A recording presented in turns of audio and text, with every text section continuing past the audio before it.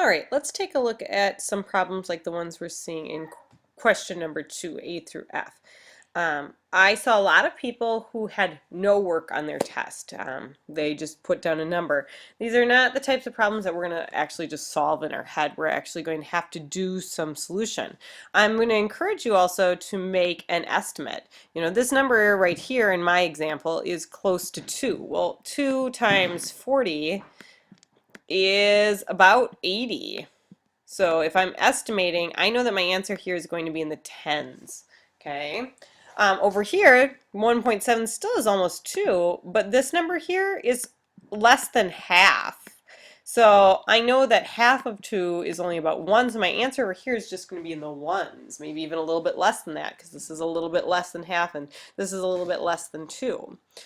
I can take my decimals out and just do my regular typical multiplying, whether I like to do lattice, whether I like to do partial products, whether I'd like to do the area model. I'm going to use the standard algorithm right here. 2 times 7 is 14. I carry the 1, I get the 3. I'm going to drop down a 0 for my second digit. 4 times 7 is 28. Carry the 2.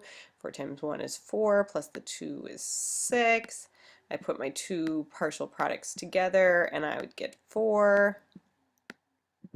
This would be an 11. I'd carry the 1, so 714. But then I have to go back here and say, you know what? My answer is supposed to be about 80. So I'm going to put my decimal here. 71 is pretty close to 80.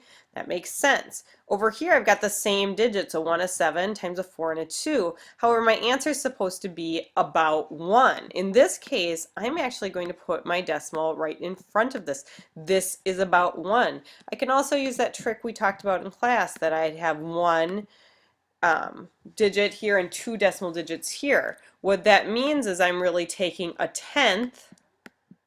That number is in the tenths place right here, times a number in the hundredths. So if I take a tenth times a hundredth, I get an answer that's in the thousandth place. Well, in order to have an answer in the thousandth place, I need 3 decimal places. So please think about making an estimate. A lot of you had correct multiplication. Your decimal was just in the wrong place. Some of you tried to do a 2-digit times a 2-digit multiplication in your head. Didn't really work well for you, so I would recommend solving that on paper. Look at 2 examples that are similar to problem C and D on your test. Okay, again, you'll see just like A and B, I've got the same digits, but they're worth differently. So this is me cutting 15 holds up into hundredths. Okay, so yes, I'm going to divide 15 divided by 5, and I know that my answer is going to have a 3 in it, but how much is that 3 worth? It's not worth 1. Okay, because I am not dividing into 5 equal groups.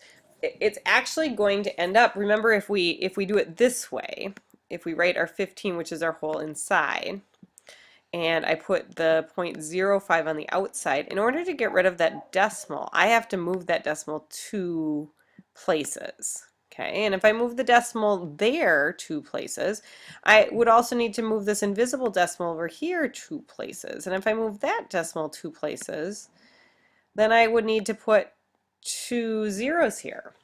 Okay, so I'm actually, yeah, I'm going to have a 3 here, but I'm actually going to have to make that 3 worth 300. And that makes sense because I'm not dividing into groups of 5, I'm dividing into groups of 500th.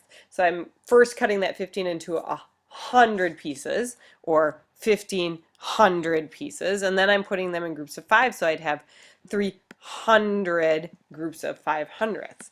We can also think about the way we did this in class when we first started this, is I can write this division problem, 15 divided by 500ths, as a fraction. And then it makes it easier to see why we are changing both of them in the same way. There's me changing this 15 into 1500ths, and then if I multiply the bottom by 100, that becomes 5. So I then become 1500 divided by 5, and my answer is 300. Down here, I would be changing these in the same way, only now I don't have 15 times 100. I'm actually just going to go ahead and do this up here. I have 1.5. So instead of this becoming 1500, it actually is going to become 150 and then multiplying the bottom 5/100 by 100 is still going to make that 5. So my answer to this one would be 30, which makes sense because this is a tenth smaller than this is. Okay.